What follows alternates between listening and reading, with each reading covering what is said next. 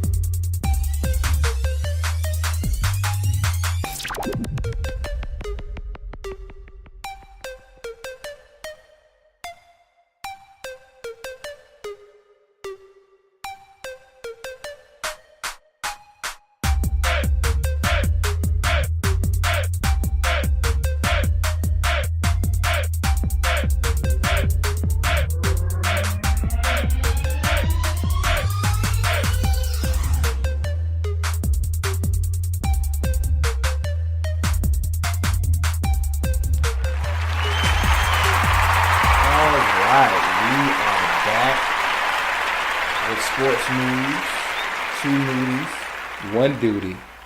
Sports. So we just wrapped up Monday Night Raw.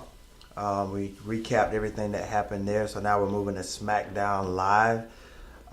Just some key things going into SmackDown Live. We know that the big main event was going to be Nakamura versus Randy Orton. The winner is the number 1 contender to face the modern day Maharaja at Hell in a Cell. Also tonight, we had a big confrontation between Kevin Owens and Shane McMahon that got really violent and personal. Whew. And Shane McMahon had to get suspended due to it. So we'll get more into that. Also, we know next week is the huge show in Las Vegas for SmackDown Live at Sin City SmackDown from Vegas. So we got 3 championship matches next week. We got to have Natalya versus Naomi in their rematch for the women's championship. The Usos versus the New Day for the tag team titles. And then AJ Styles will be defending his United States Championship versus Ty Dillinger in a rematch as well. One thing I wanted to hit on, as we noticed a big change on SmackDown Live this week, is that JBL has stepped down as the commentator for. Yeah, that puts me in a great mood. I love JBL. I'm just gonna kind of give you my thoughts of JBL and Bradshaw. I like when he used to be with Farouk back in the day with the APA, when they used to get hired to go beat people up in bars and stuff. I like that. I loved his clothesline from hell gimmick that he had going on, and then when he used to come in on the limo and, with his little jacket and his towel wrapped around him and his cowboy hat.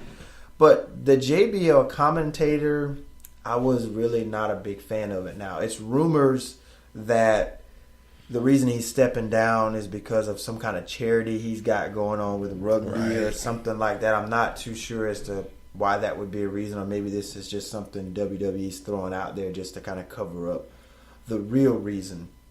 But I love his fill-in Corey Graves, which puts me in a good mood. I really like what Corey Graves is doing from a commentary standpoint on WWE. Wherever he goes, he fits in, whether it's Raw, whether it's SmackDown Live, whether it's NXT 205 Live. He's really good at what he does. So what are your thoughts of JBL kind of stepping down?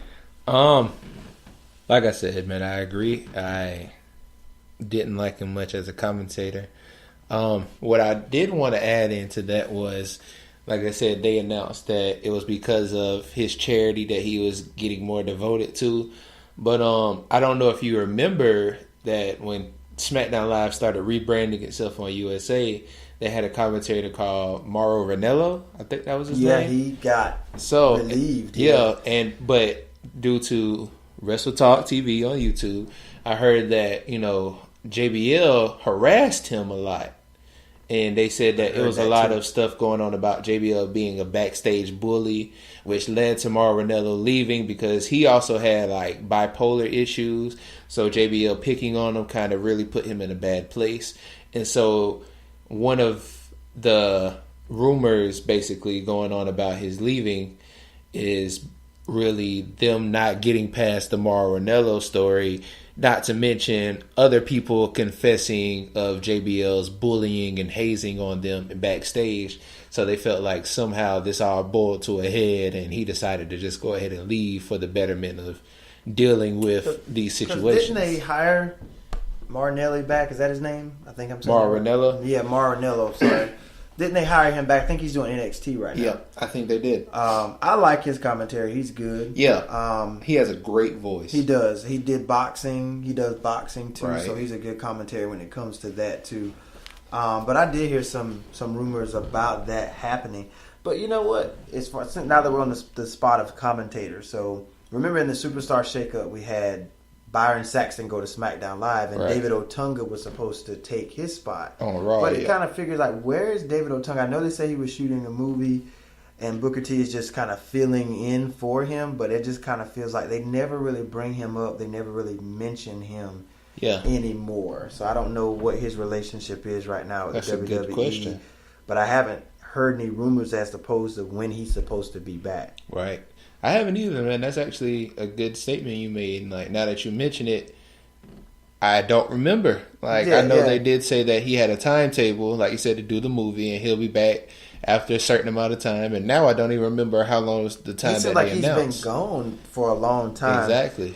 But my thing is, the only thing is, Corey Graves is really good at what he does. It's just like, is he going to get burnt out from doing Raw, then SmackDown, then 205 Live, and then sometimes they have him come on to do like the takeover pay-per-views for NXT. Yeah. So, I mean, he's a good commentator, but I think WWE should have other people that can fill in these spots. But I guess maybe he's got a good rapport with the fans and the other commentators that work within the company. And I think they needed a quick fix for that after they probably didn't anticipate JBL stepping down as soon as he did. Yeah. And they needed to throw someone in there. Definitely. So WWE, you need to make some more commentaries. Hey, we're available. I was just about to say that we are definitely available. So Vince or Road Dogg, Shane McMahon, Hunter, Triple H, Stephanie, whoever we need to get in contact with to get this ball rolling, we'll do it. Definitely. So I'm gonna go ahead and jump in. Just some of the key takeaways from me before we jump into Kevin Owens and Shane McMahon's confrontation. Tonight on SmackDown, there was no glorious Bobby Roode tonight. Did you notice he wasn't there? Right. Well, no, I saw something. I didn't get to watch the entire thing, but right before I missed the rest of it, I saw before they went to commercial saying something about introducing him. So I don't know that they just cut a video segment of him. Did, but he didn't so they wrestle. He didn't appear. He didn't appear. That's horrible tonight. To me because Bobby Roode, to me, is the instant future for SmackDown. Like they really should push him super fast because he's not to say he's not in good health or whatever, but he's 40. He's old. He doesn't have much time. So I think they should really get the best out of him. He kind of gives me an old school feel with the whole shiny robe, the Ric Flairish kind of strutting around. Maybe make him a little bit more arrogant because right now he just only says glorious, doesn't really say much. Give him some better promos. I like Bobby Roode, and I think they should really push him. That's just what I want to say. I want to see a Bobby Roode AJ Styles feud. Come up pretty because you got the phenomenal one versus the glorious one. That's just money making. I like that magic right there already. Also, no Rusev tonight. Like Rusev was kind of like, I don't know what they're doing with Rusev. Me neither. Like 1 week you see him, next week you don't. 1 week you see him, next week you don't. And I really think Rusev, he deserves some kind of a push, to be in a good feud with someone if he's not going to be in the title picture. Like, what are you doing with him? What are you doing with Lana? I wish they would have never right? Separated, Which doesn't make sense because they put them back together, and they're acting like neither one of them are on the same show together. Like they don't even cross paths or anything. Exactly, right? their dynamic was together. Like her being it kind of reminded me, and I just watched this earlier today, Rocky IV. When he fought the Ivan Drago, and he had the lady, whenever they got in the fight, somebody would come up to the side and say something that just turned them on. And that's what Lana was to Rusev. And I liked that. That kind of gave me a lasting character. And I feel like them breaking it, like you say, it's hurting them because now they aren't even really appearing. And Lana in the ring is horrific. That puts me in a bad mood. Like, it's cringeworthy to see her wrestle. One more. It really is bad. It's Lana, bad. I'm sorry. Lana, she's beautiful to look at, but I mean, her in-ring talent is terrible. Also, another no tonight for SmackDown, and maybe I'm being overcritical here, but I know they're preparing for the big show next week, right? For the Sin City SmackDown, but no AJ Styles tonight, and this is the house that AJ Styles built. They don't even let him say that on the show. Yeah, he's not on the show. And I know your favorites, no Usos tonight. Yeah, that was weird to me. All I saw of them was they let them announce their stipulation. That was that it. match. Yep. Like what? Why are we cutting down on these guys' performances? It's like, and I say the only thing I can see maybe because next week is going to be an action-packed show. It should be. So they're probably just trying to build towards that, and they probably want to give Nakamura and Orton their time to do what they need to do, and then Kevin Owens and Shane McMahon, which we're going to go into. I'll let you go ahead and I got a lot of thoughts on this. Okay. But I'll let you go ahead and take over that part of it. What do you think about that? SmackDown pretty much started off with, I think, Carmella and James in the ring, and KO just came in and was like, please, just get out. Like, I need to, or I'm going to be the referee. That's what he's saying. He was like, he was trying to tell the ref to get out so he can be the referee for the match. And Shane finally was like, no, you did this last week. We're not going to do this again. And they went back and forth, Kevin Owens going on about how, he's been screwing him over. And Shane was like, you have to blame yourself for what you've done. Mm-hmm. And KO just started getting really personal. He started taking shots at basically Shane for, once again for screwing him over, for how he does all this stuff. And he actually went on to say, like, they talked about his real life plane crash, and it was really bad. And we actually have a little snippet of what happened, and we're going to let you hear that on what happened on SmackDown Live between Kevin Owens and Shane. Why you're not successful? Blame yourself.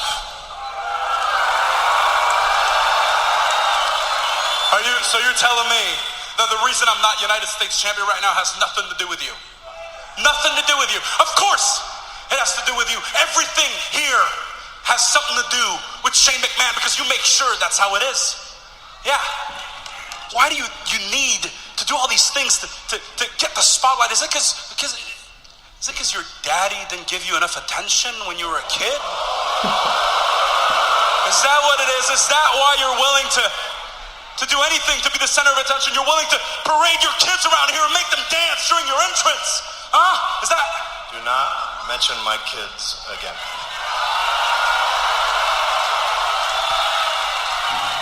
What about jumping off the cell? Huh? Was that... Look, Dad, look what I can do. I can jump off the cell. Look, Daddy, I can fall off really tall things and get back up. Look, Daddy, I can survive a helicopter crash. I'm going to be real honest with you right now.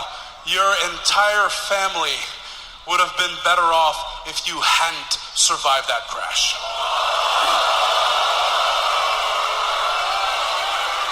Everyone. Your dad. Your wife. And especially your kids. Oh, it's Shane McMahon. Shane McMahon on Kevin Owens. Oh my God. And so it is at this time, as you can hear, just a lot of rumbling and commentary getting back in.